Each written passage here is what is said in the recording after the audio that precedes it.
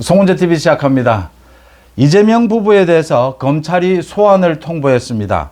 지난 4일 수원지검에서 이재명 부부에 대해서 법인카드 유용 관련해서 소환을 통보했고 지금 일자를 조정 중인데 이번 주에는 이재명 부부가 소환될 것으로 보입니다.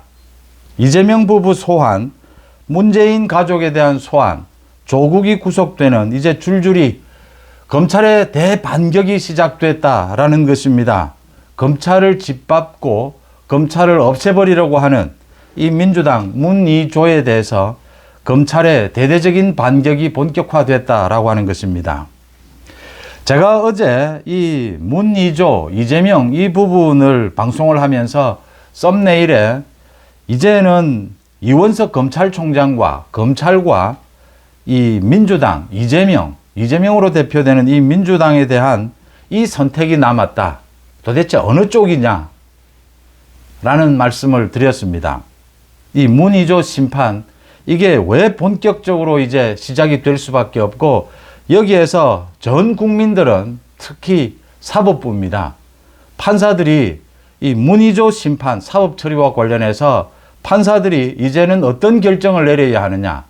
검찰이냐, 이재명이냐, 이원석이냐, 이재명이냐, 이 부분에 선택을 해야 된다라는 걸 제가 또렷하게 드러내 보이기 위해서 그런 썸네일을 썼습니다. 법인카드 유용 관련해서 저는 이거 횡령이라고 봅니다. 이 규모가 억대입니다. 법인카드를, 이재명의 법인카드를 이 김혜경에게 부인에게 줘서 부인이 각종 살림을 사는 것입니다. 이건 예산을 정말 조직적으로 이 경기도 전체가 뒷받침을 해서 김혜경이라고 하는 경기도 지사의 부인이 자기 마음대로 경기도의 예산을 사용한 것입니다. 이 부분과 관련해서 지난 4일 수원지검 공공수사부 허훈 부장검사입니다. 지난 4일 업무상 배임 등의 혐의입니다. 지금은 업무상 배임 이렇게 했지만 앞으로 혐의가 더 늘어날 수도 있습니다. 피의자 신분으로 출석해 조사받을 것을 통보했습니다. 소환일을 특정하지는 않았습니다. 야당 대표기 때문입니다. 추후 일정을 협의한다라고 했는데 이번 주 안으로는 소환될 것으로 보입니다. 일정 조정을 통해서 아마 이재명은 이 부부가 함께 검찰청에 소환되는 것을 피하기 위해서 이 부부가 따로따로 또 야당 대표의 일정을 내세워서 재판 일정을 내세워서 그걸 시도를 할 겁니다.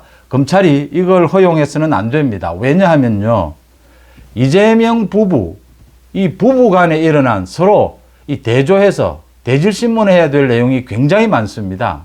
이재명의 법인카드를, 경기도 법인카드를 부인이 마음대로 사용한 겁니다. 여기에 배소현도 있습니다. 배소현까지 대질신문을 해야 될 것이다. 그래서 부부를 나란히 소환하는 것이 이 검찰의 수사 원칙에 맞다라고 하는 점이고요. 그 다음 이 이재명의 법인카드 유용은 2018년에서 2019년까지 이재명의 배우자 김혜경이 배소현 5급 공무원이었습니다. 이 비서처럼 사용했던 배소현을 시켜서 살림살이를 모두 경기도 법인카드로 한 것입니다. 한 혐의입니다. 이걸 폭로한 것은 당시 별정직 직원이었던 조명현 씨입니다. 경기도청에 조명현 씨가 이걸 모두 폭로를 했고 그래서 이게 지금 선거법 위반 재판이 진행이 되고 있습니다. 이 법인카드 사용한 그 중에 일부가 10만 원 정도입니다. 선거법 위반한 것이 있다. 이 카드를 이용을 해서 김혜경이 민주당의 국회의원 부인들 접대를 한 겁니다. 이 식사비로 10만 원을 쓴 것, 이것과 관련해서 배소현은 1심에서 징역 10개월, 집행유예 2년을 선고를 받았습니다. 2심 중입니다. 지금 김혜경에 대해서는 재판이 진행 중입니다. 배소현이 징역형이라면 김혜경도 실형을 피할 수 없습니다. 이제 이건 10만 원 규모고 전체적으로 억대에 해당하는 법인카드 유용입니다. 법인카드 유용에 대해서 이 조명현이 모두 폭로를 해서 국민권익위에 폭로를 한 겁니다. 권익위에서 조사를 해서 이건 수사가 필요하다라고 해서 수원지검에 수사를 의뢰를 했고 수원지검에서 수사를 굉장히 오랫동안 했습니다. 모든 내용은 다 밝혀졌습니다. 이제 남은 것은 이재명 부부 소환이 남았다라고 제가 계속 방송에서 말씀을 드렸는데, 검찰이 이 시점에 소환을 결정을 하고 통보를 했습니다. 이재명의 법인카드 이 유용이라고 이야기했는데, 이 부분을 수사를 하게 되면 이제 본격적으로 소환해서 재판이 일어나게 될 겁니다. 이걸 구속영장을 치면서 기소를 할 때 구속영장을 청구할 것이냐 라는 것도 지금은 고민입니다. 구속영장 청구가 국회에 체포동의안이 통과가 되지는 않을 겁니다.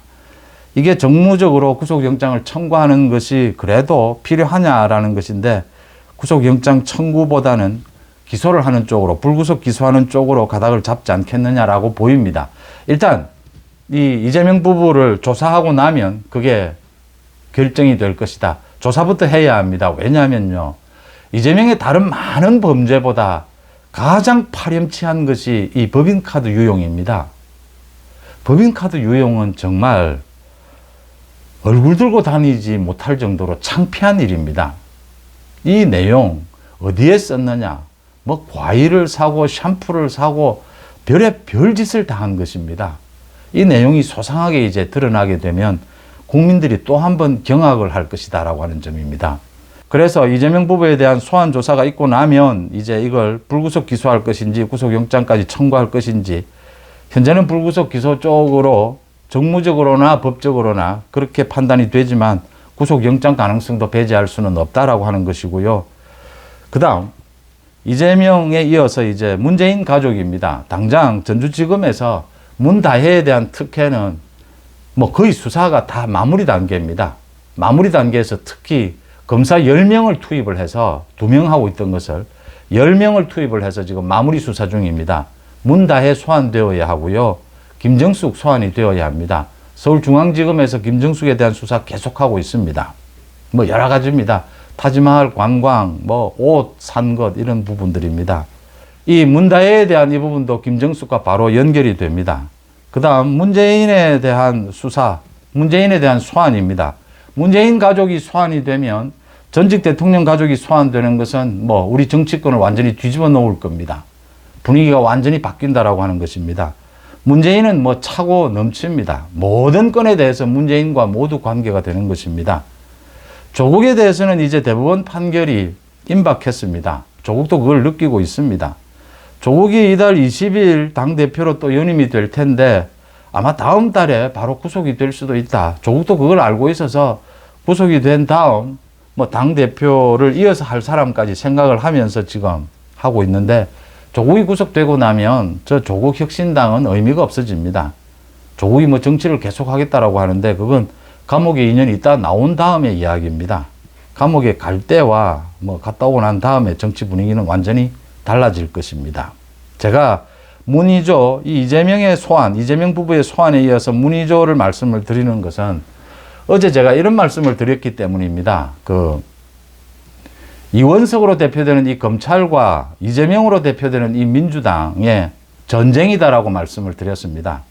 여기에서 우리 국민들이 이제 정말 이제 지금은 국민들이 선택을 해야 한다. 판단을 해야 한다. 그 판단이 우리 사법부로 이어져야 한다. 판사들로.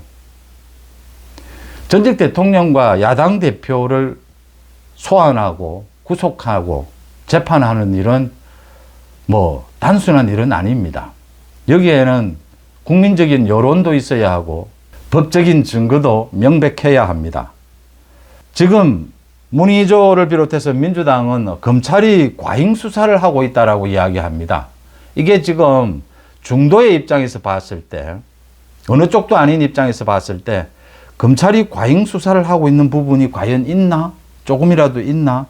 검찰은 명백한 증거가 나왔기 때문에 뭐 전직 대통령, 야당 대표라고 해서 법치의 원칙에서 벗어날 수는 없다라는 게 검찰의 입장입니다.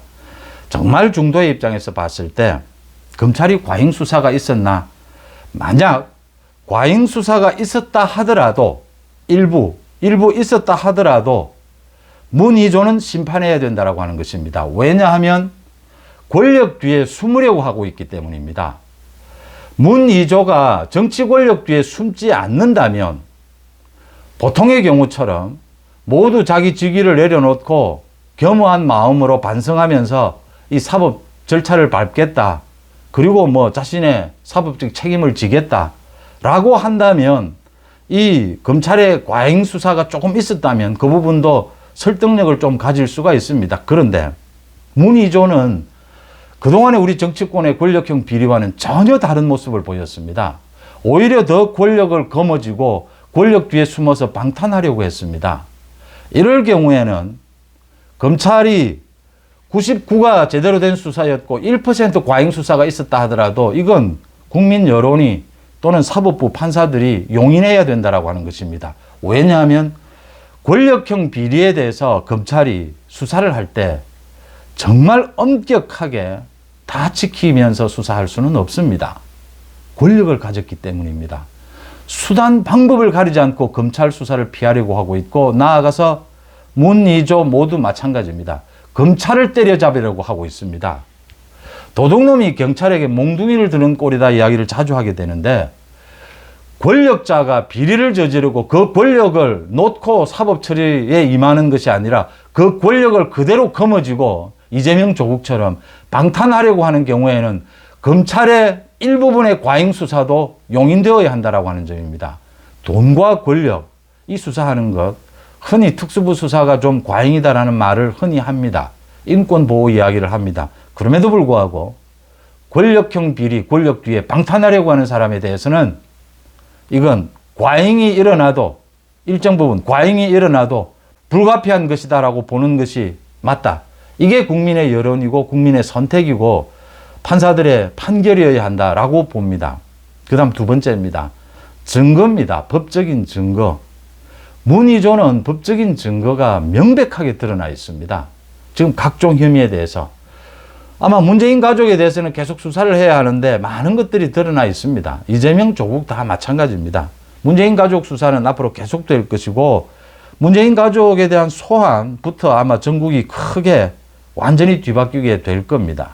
이런 법적인 증거 앞에서 국민들의 여론, 이어서 재판부의 판결은 이제 엄격해야 한다라고 하는 것입니다. 엄격해야 되는 이유는 단 한 가지만 꼽으라면요. 증거 앞에서는 뭐 어쩔 수 없는 것이고 단 한 가지는요. 역시 권력 뒤에 숨어서 방탄하면서 사법 방해를 하고 있기 때문입니다. 증거인멸을 하고 있고 위정교사를 하고 있기 때문입니다. 그 권력을 이용해서. 이럴 경우에는 구속이 원칙이고 엄벌에 처하는 것이 원칙입니다. 같은 증거 앞에 같은 판결이라도 문희조가 옳으냐 검찰이 옳으냐 많은 생각들이 있을 수 있습니다. 또 부분 이건 문희조가 잘못됐고 이건 검찰이 잘못됐다. 많은 논란들이 있을 수 있을 겁니다. 그런데 이 두 가지입니다. 권력형 비리를 저지르고 권력을 업고 그 권력으로 검찰을 짓밟으려고 하고 있습니다. 검찰을 없애려고 하고 있습니다. 이건 용서해서는 안 되는 것입니다. 그 다음 명백한 증거 앞에 사법 방해를 하고 있습니다. 권력을 이용해서 사법 방해를 하고 있습니다. 이건 구속수사가 원칙이고 엄벌이 원칙이다라고 하는 것입니다. 이 문희조와 함께 있었던 사람과 비교하면 명백해집니다. 그러니까 일반적인 사람과 비교하면 잘 맞지가 않습니다. 그래서 문희조와 같이 꼭 같은 행보를 걸어왔던 이 측근이 있습니다. 바로 김경수입니다. 김경수. 김경수가 문재인 대선 당선시키기 위해서 드루킹과 함께 여론 조작을 했습니다. 김경수는 버텼습니다. 재판을 질질 끌었습니다. 그런데 김경수는 더 끌 수 있는데도 굉장히 질질 끌었습니다. 이 뭐 판사도 3번 바뀌고 그래도 김경수는 경남도지사를 하면서 대법원 판결까지 수용을 하고 뭐 자기 혐의를 인정하지는 않습니다. 그런데 2년 징역형을 모두 살았습니다. 김경수는 이 경남도지사, 김경수가 당시에 김명수 사법부였기 때문에 문재인 정권이었습니다. 버티면 더 버틸 수도 있었습니다. 재판 지연을. 또 김경수가 많은 권력을 이용해서 그 뒤에 숨을 수도 있었습니다. 그런데 어쨌든 김경수는 이 재판이 끝이 났고 형을 살았습니다. 물론 부인은 하고 있습니다. 그렇게 끝낸 이유는 문재인 정권 때 이렇게 끝내는 것이 도움이 될 것이다. 자기가 형을 받고 이렇게 끝내는 것이 문재인에게 이 불똥이 튀는 것을 막을 수 있을 것이다 라고 계산했을 겁니다. 그런 김경수와 이 문희조를 비교하면 제가 말씀드리는 대로 이 사람들이 권력 뒤에 숨어서 방탄하려고 하고 있고 사법 방해를 하고 있다는 것, 더 선명해진다라고 하는 점입니다. 물론 김경수도 권력 뒤에 숨으려고 했고 사법 방해를 했습니다. 그런데 김경수는 게임이 안 된다라고 하는 것입니다. 문희조는 그야말로 김경수가 경범죄라면 문희조는 지금 중범죄와 같은 이런 비교가 되지 않는 나쁜 행태를 보이고 있다라고 하는 것입니다. 이 지점을 제가 정말 설득력 있게 비교하기 위해서 이원석이냐 이재명이냐 이제 선택해야 될 그런 순간이 왔다. 국민들 대부분이 이제 전체를 보고 작은 일부분을 보고는 이런저런 판단을 할 수가 있습니다. 이제는 전체를 보고 판단을 내려야 될 때가 됐다. 이제는 대한민국 검찰을 택할 것이냐, 이제는 문희조 심판을 택할 것이냐. 마찬가지입니다. 판사들입니다. 판사들이라고 해서 뭐 하늘에서 뚝 떨어졌고 대한민국 국민 아닌 것도 아닙니다.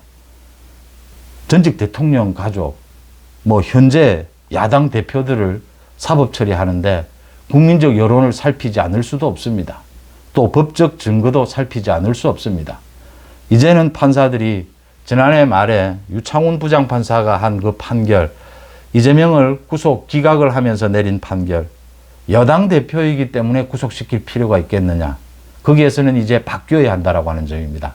여론도 바뀌었고 판사들도 바뀌어야 한다라고 하는 점입니다. 이유는 야당 대표의 권력을 이용해서 방탄하려고 하고 있기 때문에 또 명백한 증거 앞에서도 사법 방해를 하려고 하고 있기 때문에 더욱 구속시켜야 하고 더욱 엄중하게 처벌해야 된다라고 하는 것입니다. 이재명 부부가 소환을 받았습니다. 이제 문희조에 대한 심판이 본격적으로 시작됐습니다. 송재TV 마칩니다. 고맙습니다.